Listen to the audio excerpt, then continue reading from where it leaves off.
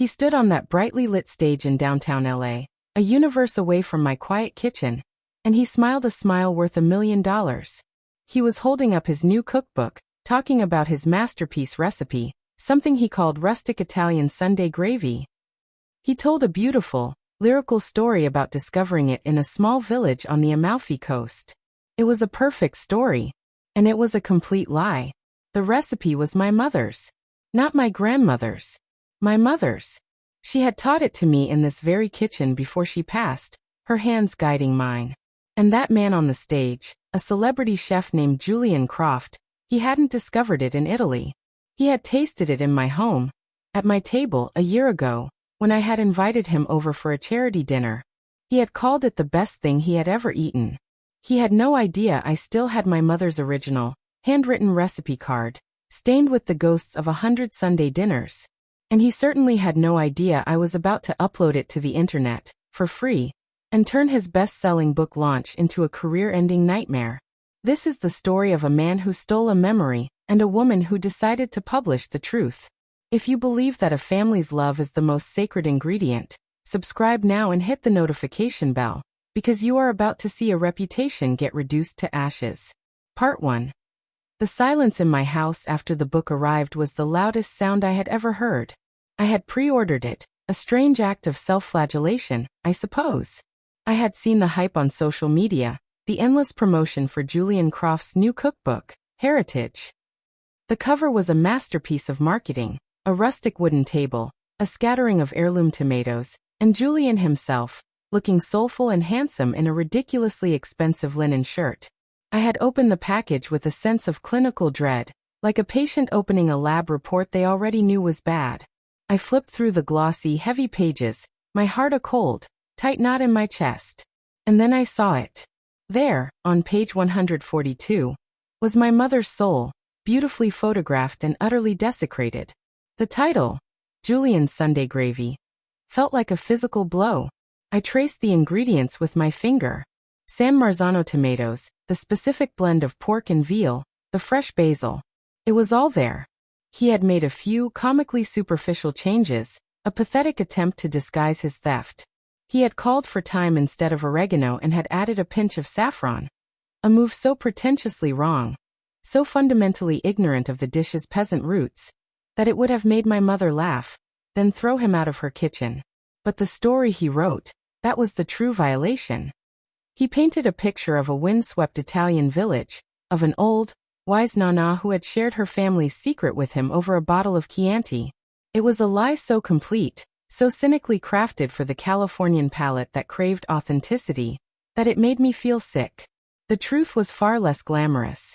The truth was my mother in her small, steamy kitchen in a working-class neighborhood in San Jose, teaching me how to brown the meat just so, her hands, gnarled with arthritis, patiently guiding mine. The truth was the food festival in Monterey last year. I, a recent widow and a retired project manager, had finally decided to honor my mother's memory by starting a small, artisanal food business.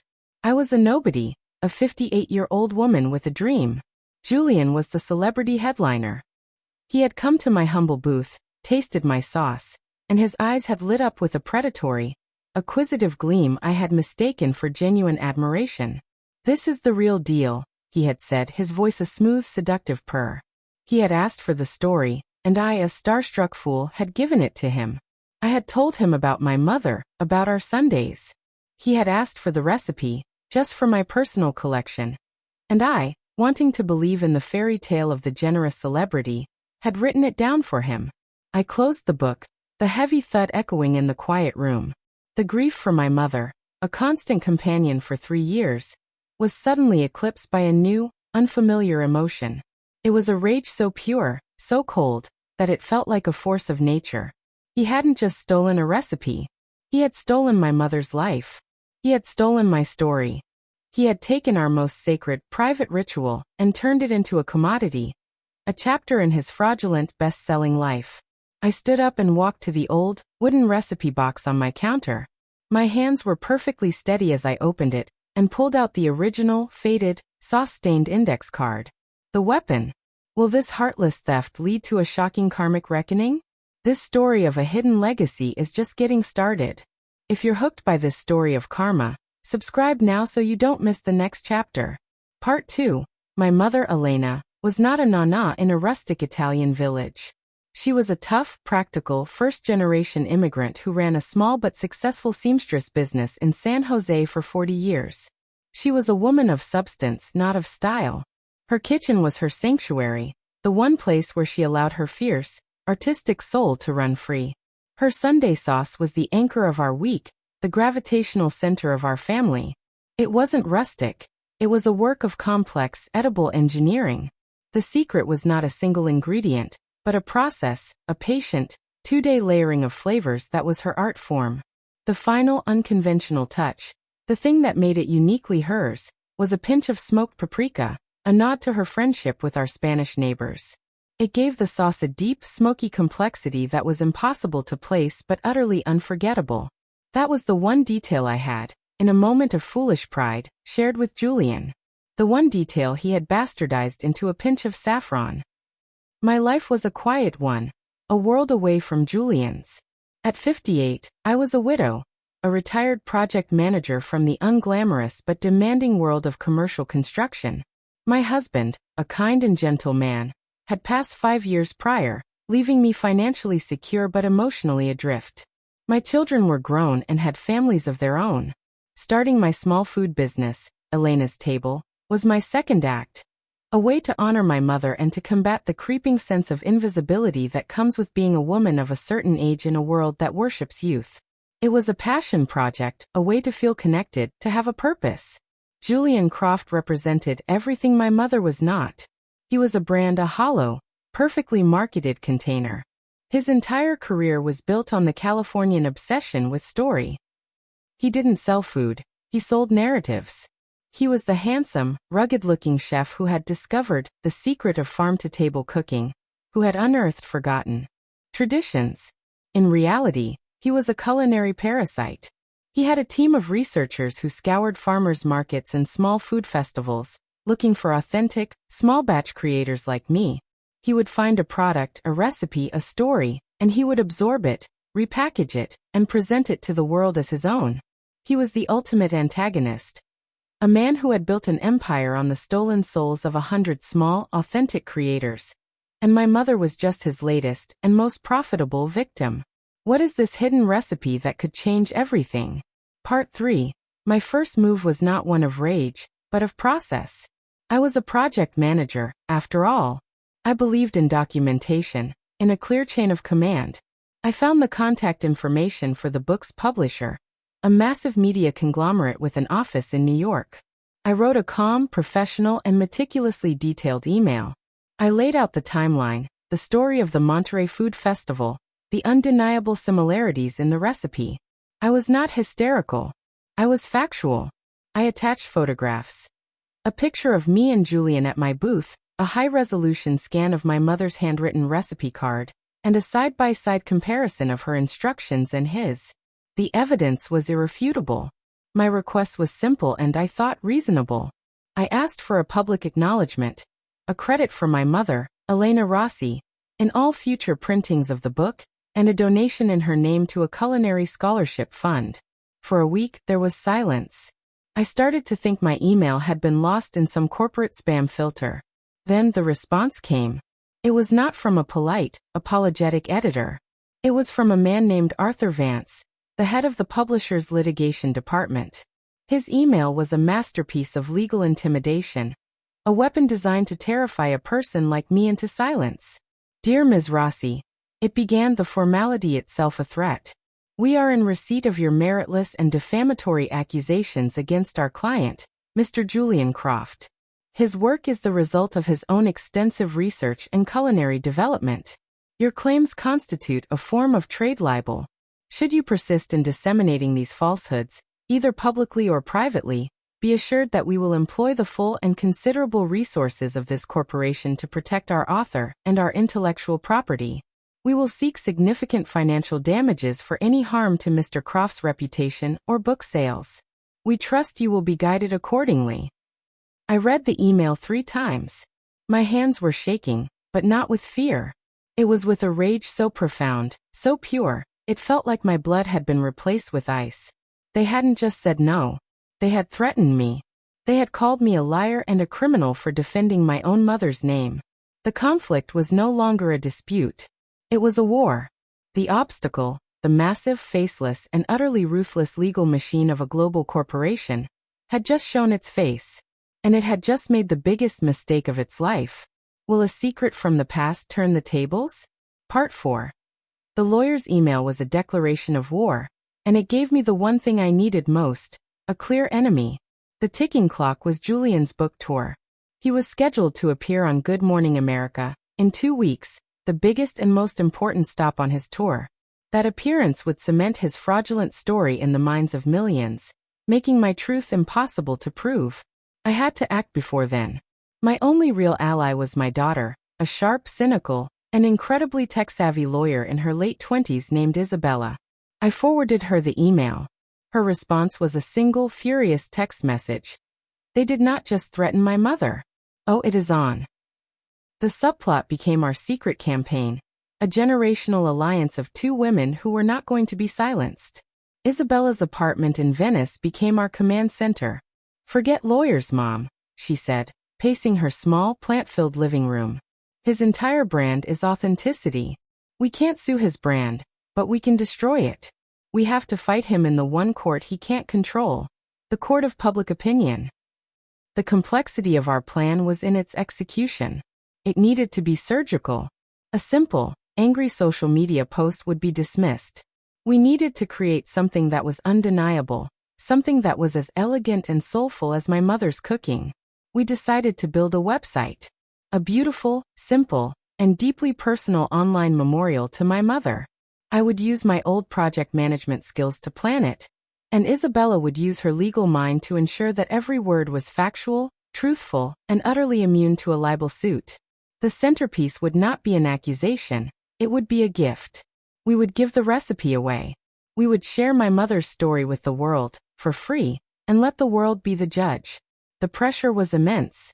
We were a mother and daughter, armed with a laptop and the truth, against a media giant. But will the next event shock everyone? Part 5. The Elena's Table website was a labor of love and a work of strategic genius. The homepage was a single, beautiful black and white photograph of my mother in her youth, her eyes full of a fierce, joyful light. The site told her story, not just as a cook, but as an immigrant, a businesswoman, a mother. It was filled with pictures of our family, of the handwritten recipe book, of the sauce-stained index card. Every word was chosen with care, every image placed with love. It was not a website about Julian Croft. It was a website about Elena Rossi. He was a footnote. The final page was a beautifully designed, downloadable PDF. It contained a high-resolution scan of my mother's original recipe, her spidery, elegant script, a work of art in itself. Beside it, I wrote my own story of the recipe, of our Sundays, of what it meant to me. And I included the secret. Nana's secret, which she learned from a Spanish friend, I wrote, was a pinch of smoked paprika. Not saffron. Never saffron. The night before Julian's Good Morning America appearance, Isabella and I sat in her apartment, the website ready to go live. This was the turning point. My finger hovered over the publish button. The lawyer's threat felt like a physical presence in the room. Was I about to invite a lawsuit that could destroy me financially? I looked at my daughter, her face set with a look of fierce, protective determination that reminded me so much of my mother. "Do it, Mom," she whispered. "For Nana." I clicked the button. The site was live. The power dynamic of the entire conflict had just shifted, silently and invisibly. Isabella immediately sent the link to a carefully curated list of the most influential and respected food journalists and bloggers in the country, the ones who had a reputation for journalistic integrity. Her email was simple. The story you're about to see on television is not the real one. This is. We had launched our missile. Now we just had to wait for it to hit its target. Julian was sleeping peacefully in his luxury hotel room in New York, completely unaware that his entire career was about to be blown to smithereens. How will this shocking secret change their lives forever? This incredible twist has you hooked? Subscribe now for more stories of delicious karma. Part 6. The story broke just as the sun was rising over New York City. The immediate consequence was a firestorm on social media. The food world, a community that can be incredibly supportive of its own and merciless to frauds, erupted. The side-by-side comparison of my mother's recipe card and Julian's book page went viral. The hashtag #NanaGate was born. The story was irresistible. The beloved down-to-earth celebrity chef and the quiet, authentic family legacy he had allegedly stolen. The repercussions hit the Good Morning America studio like a tidal wave. The show's producers, alerted to the trending story by their social media team, were in a full-blown panic. Minutes before going live, they made a decision. They were not going to ignore it. They were going to lean into it. Julian, completely oblivious, walked onto the set with his usual, blindingly white smile. He started his segment, holding up his book, beginning his well-rehearsed fraudulent story. The host, a woman known for her sunny demeanor but sharp journalistic instincts, let him talk for a minute. Then she interrupted, her smile still in place, but her eyes as cold as steel. "Julian," she said, "it's a beautiful story. But our producers have just made me aware of another story that's trending this morning. A story about a woman named Elena Rossi. It seems she had a very similar recipe. In fact, her daughter just posted it online. Have you seen it?" I was watching, my heart pounding so hard I could feel it in my ears. I saw the confident mask slip from his face, replaced by a flicker of pure animal panic. He was ambushed live in front of millions of people. His stammering, unconvincing denial was all the confirmation the world needed. The vengeance was no longer a secret. It was the lead story on the biggest morning show in America. Will they overcome this new challenge? Part 7. The days following the broadcast were a blur. My quiet, anonymous life was over. My phone did not stop ringing. Reporters, television producers, publishers. I was no longer the accuser. I was the star witness, the hero of a story that had captivated the nation. My growth was in learning to navigate this strange new world. The challenge was to keep the focus where it belonged, on my mother. My transformation from a private, grieving daughter to a public guardian of my family's legacy was cemented when Good Morning America asked me to appear on the show. I was terrified. But Isabella flew to New York to be with me. "You're not just you anymore, Mom," she'd said, holding my hand in the green room. "You're the voice for every small creator who has ever been ripped off by a big corporation. Go tell your story." And so I did. I sat on that famous couch, and I did not speak of Julian Croft. I spoke of Elena Rossi. I painted a picture of her for the world, her strength, her humor, her love. I was not there for vengeance. I was there for remembrance. I was overcoming my own grief by turning it into a celebration. At the end of the interview, I held up a faded photograph of my mother, her hands covered in flour, a brilliant, joyful smile on her face. "This is the real author," I said. "And her story is not for sale." But what awaits them in the next confrontation? Part 8. The fallout for Julian and his publisher was a corporate apocalypse. The book was pulled from the shelves. His network canceled his show. The publisher, facing a firestorm of public outrage and a potential class action lawsuit from other creators who were now coming forward with their own stories of Julian's plagiarism, went into damage control mode. The final confrontation came in the form of a phone call, not from Julian, but from the lawyer who had threatened me, Arthur Vance. His tone was no longer one of arrogant dismissal. It was the tone of a man who was begging for a ceasefire. He offered a massive financial settlement. He offered a public apology. He offered everything they had refused to give me in the first place. I prepared for this climax by talking to Isabella. "What do we want, Mom?" she asked. "It's not about money," I said. It was never about money. I knew what I wanted. It was not a settlement. It was a surrender. A public, unconditional surrender. I told my daughter what my terms were. She in turn conveyed them to Mr. Vance. The tension was in the waiting, in knowing that they had no other choice but to accept.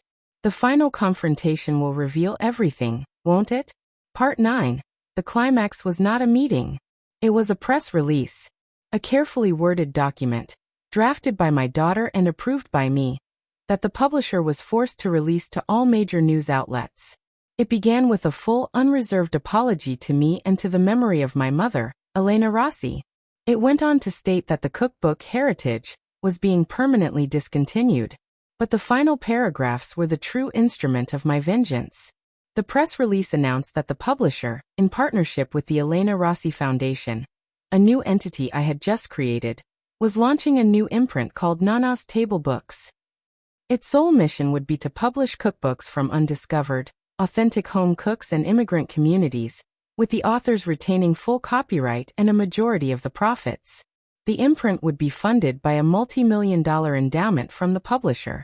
And the final poetic condition: the editorial board that would select the authors for this new imprint would be chaired by a panel of the country's most respected food journalists and historians. And its honorary, non-voting, and entirely powerless chairman? Julian Croft. He was being forced to spend the rest of his disgraced career lending his name to the celebration of the very authenticity he had tried to destroy. His punishment a life sentence of quiet, public penance. I had not just defeated him. I had made him the poster boy for my own better cause. But how will this change their future? Part 10. Julian Croft faded into obscurity. A cautionary tale whispered in the halls of culinary schools. His empire was gone, his reputation in ashes.